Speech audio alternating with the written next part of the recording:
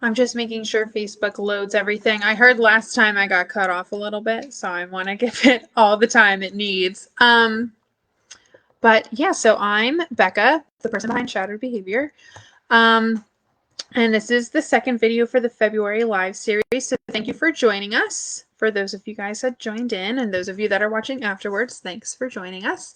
The topic for today that we're going to go over is discriminative stimuli and schedules of reinforcement.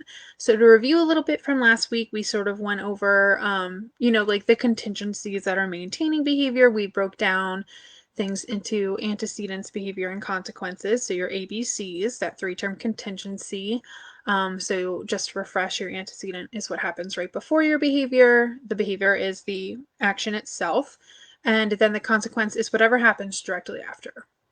What's really important too is that you don't get to control all the time what the antecedent or consequence is, and you don't get to pick what reinforcement is. It's whatever the client or animal gets to sort of pick. It's their preference almost. We also went over different types of consequences. There were 4 main types, and then we also covered a 5th. So the 4 main types of consequences are positive reinforcement, negative reinforcement, positive punishment, negative punishment. We went over that punishment decreases a behavior, reinforcement increases a behavior, and that positive and negative in this context were strictly mathematical. So it was all about whether or not you added something to a situation or took something away from a situation. We also went over extinction, which is a consequence where you withhold reinforcement from a behavior that in the past had been reinforced to see a decrease in behavior. We went over the key concepts of that, like spontaneous recovery and extinction bursts. And we sort of laid out the groundwork. I know I said this last video, but it's something that I want to say at least once every video, ideally at the start, that if you're working with an animal, a client, a human, what have you, with behavior issues, and you want to implement a behavior change plan, that is excellent. I'm very excited. That's what I love to do, so all for it. But before you ever do anything like that, you always need to check for any medical or health issues first. Biological causes need to be ruled out before you can dive into the behavioral causes of things. But for today's video, we're gonna just sort of jump in here, like I like to all the time, because I could talk about this forever. I'm sure I talk about it in my sleep. But so again, just today we're going to go over discriminative stimuli and then the schedules of reinforcement. We're actually going to start with schedules of reinforcement before we get into discriminative stimuli. But just so you guys are aware of like what we're going to be covering specifically today is we're going to go over essentially things on 2 different sides of the spectrum. So discriminative stimuli or a discriminative stimulus is something that is usually involved prior to a behavior being displayed. And then your schedules of reinforcement are more so about the consequences, so the opposite side. So if you're looking at this, chronologically, you're going to see something, the SDs, which is the term for discriminative stimulus, is an SD, is something that's going to be before the behavior, and then the schedules of reinforcement are things that are going to be involved after the behavior. So I know that last time I talked to you guys a lot about quadrants, which is awesome. This field loves quadrants because we have more quadrants today. The quadrants we talked about last time were for positive and negative reinforcement and punishment. The ones that we're going to talk about today are for schedules of reinforcement. So there's 4 main types that we're going to go over. Schedules of reinforcement, you have, everything's abbreviated in this field, but you have FR, FI, VR, and VI. So we're going to break all those down, give examples, and then we're also going to talk about what the graphs of each tend to look like for the responding in a behavior. So first one we'll go over is called an FR schedule. So FR stands for fixed ratio. Fixed ratio. So those 2 terms, you sort of have to break them down themselves and then combine them to totally understand what that schedule is going to look like. So fixed means that it's every single specific amount. So it's a specified amount. It's not an average. The other option is variable. So that means you're going on an average. Fixed means it's this exact number every time. So ratio then means responses. So the number of the frequency of the behavior, the amount of behavior that you're getting. So you're looking for a fixed number of responses gets access to reinforcement. The most common one you'll see is something written like FR of 1, which is also called continuous reinforcement. Continuous reinforcement is the best schedule of reinforcement that you have to shape up a new behavior or work with a new behavior. The other thing that you could consider too is that you could have like an FR of 3, which is like every third response, every fifth response. So whatever the number is after the FR would be how many responses need to happen in order for reinforcement to be given. The next one that we're going to talk about is a VR. So you're looking at the same concept here, just applying it differently. So rather than fixed, you're looking at variable. So you're still looking at ratio, which is the number of responses, but now you're looking at a variable number of responses. Let's say you're running a VR of 5. That's great. So you could have times where every fifth response obviously gets reinforced, but then you could also have times where every sixth response gets reinforced or every fourth response gets reinforced. So those would average out obviously to 5. So then you're looking at a VR of 5. The next one we would be going over interval. So what's important with interval is that a lot of people get this confused, and I feel like it's important to go over, is that it's not strictly time. It's their first response after a set amount of time or a variable amount of time. So that's what you're looking at with your fixed interval. It's a fixed amount of time, like they have to wait 5 minutes, they have to wait 30 minutes, they have to wait 2 hours. And then the first response after that specific amount of time has elapsed was the response that gains access to reinforcement. So if they have a VR or an FI, there's so many letters, guys, an FI of 5, they can hit the buzzer or do whatever the behavior is 1,000 times before that 5 minutes, and they won't gain access to reinforcement at all. But the second they hit it after that 5-minute mark, they get access to reinforcement. So it has to be the first response after a certain amount of time has elapsed. It can't just be that a certain amount of time has elapsed. And then the last one we're going to go over is VI, which is variable interval. So variable interval is, again, sort of like that same concept, but it's an average amount of time.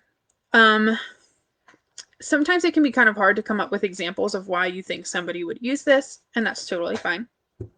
A few of the examples of why somebody could use this would be, the one that I think of all the time is like when elementary school kids sort of learn that if they ask to go to the bathroom, they don't have to do the worksheet that was put just in front of them. So then what you're going to end up doing is running like a variable interval kind of schedule without even really knowing it, of like, well, you just went 2 minutes ago, so you have to wait like 20 minutes-ish before you can go again, something along that line. What's important too is like understanding the way that the behavior will change based on the schedule of reinforcement that you use. So there's the 4 main types. So we have FR, FI, VR, and VI. Those are your 4 main types. So you've got variable, fixed, and ratio, and interval. Those are what you're combining. So for FI, which is fixed interval, you're going to have a graph that sort of looks like fish scallops. So it sort of starts at the bottom and then it kind of like works its way up, kind of like fish scallops. So you can remember that because fish starts with FI, and that's the graph for FI. FR has one that kind of looks like steps, and the way that people tend to remember this is that FR is the first 2 letters in free fall down the stairs. So I mean, like, whatever works. If that's what helps you remember it, then that's what helps you remember it. VI is one that tends to kind of have like a really graduate slow increase, like slow and steady, but there is still definitely an increase there. And then VR, I don't have like a cute little way to remember VI, but if any of you guys out there can think of one, let me know. I'm all about it. But VR is sort of like a steep graph with like a high amount of increase there.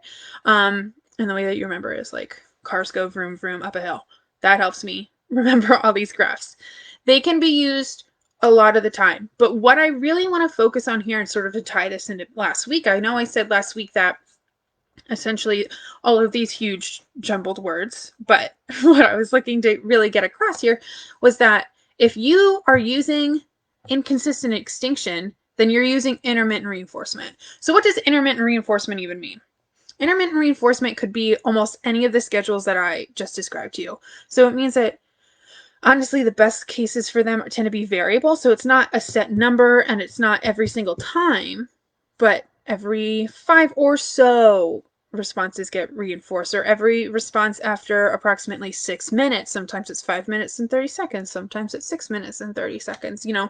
So those schedules of reinforcement where you're not getting reinforced every time, but you think, oh, it just might be the next one. That's the best schedule to maintain a behavior. And the best example that this is seen for is gambling, because you didn't get it this time, but if you just try one more time, that might be it. So that's the best example of it. So if you're trying to employ extinction, wherein you're withholding reinforcement from a specific reinforcer, from somebody who a behavior that used to grant them access to reinforcement, what you're going to end up seeing if you use inconsistent extinction, you're going to be actually employing intermittent reinforcement, which will just maintain the behavior. So this boils down to like the very simple concept of whatever your behavior plan is, that's fine. But the number one thing you need to worry about is the consistency of it, because if you're not consistent, you're not going to see change. Your data is going to be totally incorrect. And what could have been a really good behavior plan will show up being not as great. And that's the important part, because if you're going to be putting all this work in, and it is a lot of work, you're going to want to make sure that you are thorough and consistent in your approach. So those are your main types and your main schedules of reinforcement. I will this week be posting a chart on shadowed behavior on Facebook and on Instagram. So if you guys have any questions, I can throw that in the comments and in the bio here. I link to it too, just so you guys can sort of see the quadrants, see how they compare, and look at the terms that you should be comparing. So just as a refresher, it's fixed versus variable. Those are your two ways of telling when and what. And then ratio versus interval. So whether it's response or time. So fixed is a set number, variable is an average number, ratio is response, and interval is after a certain amount of time has passed. So moving forward, we are going to talk about discriminative stimuli. I love talking about discriminative stimuli because I see this a lot of the time in the horse world, where I'll have people come up to me and they'll ask me a lot of these questions. Like one time I had somebody come up to me and they were like, listen, I sent my horse away for 90 days of professional training. And I saw videos and the horse there was phenomenal. And then my horse came back to my barn and he's not doing any of the stuff he was trained to do. Like, what is going on? That is behavioral. That's 100% behavioral. Technically, that's lack of generalizing skills. However, it can also be considered the fact that there's a difference in discriminative stimuli. So what a discriminative stimuli is, which is also called an S, and it's like sort of abbreviated as an S and then like a capital D where an exponent would go. So it's like really small up there. Is what you're looking for is essentially in the presence of a discriminative stimulus or in the presence of an SD, the behavior has been known to provide reinforcement. So the best example I can give, in the way that I usually help people understand this from the start, is sort of if you have like a mouse in a chamber and like an operant chamber, so like just in like a little box to do some studies on, and when they push a lever, they get a sugar pellet. That's awesome. Good for the mouse. But they changed the contingency now, so only when a green light is lit, when they push the lever, they get a sugar pellet. And when no light is lit, if they push the lever, nothing happens. The green light lit would be the discriminative stimulus. So what you're looking at, and you'll see this a lot too, and it's something that I, at Shadow Behavior, sort of incorporated into my practices, is that like I like the owner to do as much hands-on as they can, because if there's going to be a discriminative stimulus, if there's going to be anything like that, I want the owner to have stimulus control. I want the owner to be able to handle that horse as well as they can in any capacity. It shouldn't be me doing the training. I can sort of lay the groundwork and I can help generalize the skills to other people, including myself, but it should be the owner who's laying down those skills so that they have control. So a discriminative stimulus would be something along the lines of like, I know I gave the example of a mouse, but I'm trying to think of one of a horse. So if you have a horse who you have your trainer working with them, yes, I will show what the S thing looks like on the whiteboard behind me. Thank you for commenting. So if you're looking to get something specifically done with your horse, then you're going to want to have stimulus control. So you should be essentially, ideally, an SD for your horse, depending on what the behavior is. If an SD is a signal for reinforcement, an SDP, guess what the P means? It means punishment, would be a signal for punishment. And then you also have an S delta. Let me write all those up on this board for you guys right now. So the first one that we have is an SD. So it looks like a capital S with a little D. Can you guys see that? Is that there? Oh, it's barely there. So that's reinforcement. So I'll write an R underneath. Underneath, or next to that, we have an S and then a DP. So that means punishment. And then over here, you'll have an S delta. S delta is sort of marked with just a triangle, and that stands for extinction. So I'm not a teacher and I'm not an artist and I don't have good handwriting, but those are the things that you need to know. And this is how this is abbreviated because my field loves abbreviations. So moving forward from this, we have an SD, which signals reinforcement. We have an SDP, which signals punishment. And then we have an S delta, which signals extinction. So depending on the behavior that you have, you're either going to want an SD, an SDP, or an S delta. So like, let's go back to the example that I had from last week of when you ask your horse to canter, which would be the antecedent. Your horse picks up the canter and canters nicely. You remove your legs. That's perfect. That's an ideal behavior. That's something that we would want to continue. You would want to be technically an SD for that behavior. So the reinforcement therein would be you taking your legs off. Now let's look at it totally different. Let's look at it as if we're not having an ideal behavior. So you ask your horse to canter. You put, if you're riding English, your inside leg at the girth, your outside leg behind the girth, and they take off and they buck 3 times. And what do? You pull back on the reins because you're nervous and you don't want to fall off, and I don't blame you. But that reinforced that behavior, which would then make your presence, you specifically riding that horse, an SD for escape maintain behavior because they're escaping the demand of asking to canter. So in that situation, what you would want to do is go from being an SD to be either being an SDP, depending on your approach, or ideally an S delta. So again, S delta is marked by that nice little triangle, and that would just sort of signal that reinforcement is not available. Reinforcement being not available for previously reinforced behavior is extinction. So to run extinction on something like that and to create yourself as an S delta, what you would want to do is when you ask for the canter and you put that inside leg at the girth and that outside leg behind the girth and your horse bucks 3 times, keep your legs there and push forward. You have to keep the demand in place. And we talked last week about this example specifically and how extinction bursts with horses in any capacity is always extraordinarily dangerous. And this is no exception. What you're going to see, you might see a higher frequency or intensity of bucking. But essentially what you would want to do is sort of push through with that. If you wanted to become an SDP, you could. It's up to you. That would be the example that I gave last week where instead of, as well as pushing through, which would be running extinction, you could have a crop, and each time they buck, you could sort of add an aversive stimulus on the rear end through the crop. It's your horse. You do what works for you. I personally would run with extinction, but if you want to run with punishment, you most certainly can. But these are the 3 main types of discriminative stimuli that you're going to see in the field. I want to go over a few more examples of these. So let's say, for example, you have a staff member who is consistently having an issue with a horse, like your horse that you don't have an issue with. So this sort of falls into the category of like, my trainer can get my horse to do X, Y, and Z, but I can't get my horse to do any of that. It's because your trainer would be either, depending on the behavior, some type of discriminative stimuli. So it depends on what the behavior is and what the consequence itself is. So if the consequence is reinforcement, it's an SD, a discriminative stimulus. If the consequence is punishment, it's an SDP. And if the consequence is extinction, it's an S delta, or it's a stimulus delta. I always want to call it a discriminative delta because I love alliteration. But anyway, so moving forward, if we want to go over a few examples of this, we most definitely can. So one of the main examples that I like to give is that my horse used to be used for therapeutic riding lessons. He was trained fairly well and did really well with that stuff. And for these kids, he would be a saint. He would walk around with his head hung really low.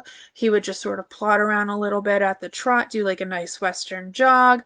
These kids were a SD for compliance behavior of not really having to do much. Whereas if you look at this, and this is a huge thing in the horse field, that the good horses are used to do more so more people can learn things on them, then the behavior of compliance is almost, depending on how your horse wants to categorize that consequence, either an S delta or an SDP, where compliance behavior is almost punished by adding more demands to it in the long run. Right, so like, let's say if you're riding a horse and they're bucking and rearing and crow hopping and doing all this stuff after one lap around the arena, it's more than likely that you're going to be like, I really wanted to ride today. I'll put this horse away and I'll go get Ziggy or Buddy or whoever is really good in your barn and hop on them. And they'll demonstrate compliance behavior, and there will be a lot of those really small contingencies maintaining those compliance behaviors, but essentially what they're going to start to do is realize that the younger kids don't make them do that much, and the more advanced or older kids tend to, which would make you not an SD. It would make you either an SDP or an S delta, depending. So Shadow, my horse, would be awesome for these kids who asked him for essentially nothing but a little walk trot, but when I got on, he would sort of pick his head up and get a little bit more into it, get more high strung, get quick. And depending on how you look at this, you could totally flop the discriminative stimuli and how you categorize them here. So that's one of the other things that I absolutely love about behavior, is that depending on what you're observing specifically and what behaviors you're observing specifically, all the terms can sort of change. So let's say, for example, that behavior of him being sort of more up and more attentive and quicker and a little bit fresh was something that I wanted, because half the time it was something that I did want. We did jumpers and barrels, which are both speed-based competitions. So him being quick and fast was almost reinforced by his enjoyment of getting to do barrels and jumpers and those things, versus, so in that case, him getting access to the reinforcement that he wanted, which is jumping and doing barrels, would make my presence on him an SD, or discriminative stimulus. Versus the therapeutic kids riding him not getting to engage in those behaviors that he necessarily enjoyed, would be an S delta, wherein he didn't have access to the reinforcement he wanted in the same environment, which would be the arena. Environments is also a really important thing. I see this a lot too at shows, or when you take a horse off property, all of people be like, well, my horse can do X, Y, and Z on my property. Why can't they do it here? And again, that's sort of like almost a lack of general, I think, but also it's a lack of having that stimulus control. So what you're looking for here is specifically, I don't know if I want to dive into this example, because I think that it would be better to go over it for generalization. I think that I'm going to stick to one setting, but go over different environments in that setting. So what we're going to actually do is go over how different environments in one setting can be your discriminative stimuli. So how your horse acts in its pasture versus how it acts in the arena. They're going to have completely different behaviors in each of those settings, because those environments themselves can be discriminative stimuli for certain behaviors to be reinforced and certain behaviors to be punished or extinguished. So let's say your horse is eating hay in the field and another horse comes up and tries to take their hay, and they strike out with their hind leg at that horse and the horse moves away. The contingency there, so you're looking at the antecedent behavior consequence. The antecedent would be another horse tries to take their food. The behavior would be striking out with their hind leg, and the consequence would be continued access to what's considered tangibles, but essentially continued access to positive reinforcement. So they were positively reinforced that nothing was taken from them, and they had continued access to the food. Now, if you go into your horse's stall and they're eating there, and you go to get them and they strike out at you, it's very likely that the consequence is going to be extraordinarily different. But another thing to consider here too is that it's not just necessarily the environments that change, but the antecedent. So another horse walking up to them versus you walking up to them. So let's try another example where it is another horse walking up to them. So let's say, for example, you and your friend are riding together and they ride their horse over to ride next to you. Now, the behavior is not the same of eating, right? So they're not eating food, but ideally what you would look for is that there is no behavior of them striking out. So the different environments in the same setting, so you're still on your property, which is the setting, but the different environments of the pasture and the stall and the field and the arena and anything like that can all vary and cause different discriminative stimuli to sort of form. So those are going to be your three main types of discriminative stimuli. So you're looking at an SD, which is discriminative stimulus, which signals that reinforcement is available when a certain behavior is displayed. You also have an SDP, which is the exact same thing, but for punishment. And then the last one you have is an S delta, which is signified by a small little triangle, which signals that reinforcement is not available for a specific behavior. So let's actually talk about, we'll go back really quick to that mouse in an operant chamber example, just so I make sure that you guys completely are thorough with this. So, like we said, when the mouse pulls a lever and a green light is lit, it gets a sugar pellet. The green light would be a discriminative stimulus. If the mouse pulls a lever when a red light is lit, a shot goes through the floor. That would be an SDP. So a discriminative stimulus for punishment. And when there's no light lit, it's just a regular white light from the ceiling, and the mouse pulls the lever, nothing happens. That would be an S delta, or a stimulus delta, which would essentially signal extinction in that specific setting. And then finally, just to refresh as well, if you guys don't have any questions, your four main types, and this picture will be posted later as well, are going to be, for your schedules of reinforcement, are going to be an FR, which is fixed ratio, an FI, which is fixed interval, a VR, which is variable ratio, and a VI, which is variable interval. And those are going to essentially, the two terms that you sort of have to decide on before combining is variable versus fixed. So an average amount versus a certain amount, and ratio versus interval, which ratio is response, and interval is amount of time that has to elapse before the first response, or the first whatever it is that you're measuring. So I'll give you guys a minute or two to type in any questions if you have any. Otherwise, we will be just about wrapping up. And that quadrant photo that I talked about earlier, because my field loves quadrants and abbreviations, and apparently like the first three letters of the alphabet, because I'm doing ABA and I'm studying antecedent behavior consequences for an organization that's, they just love the first 3 or 4 letters of the alphabet, man. I'm telling you.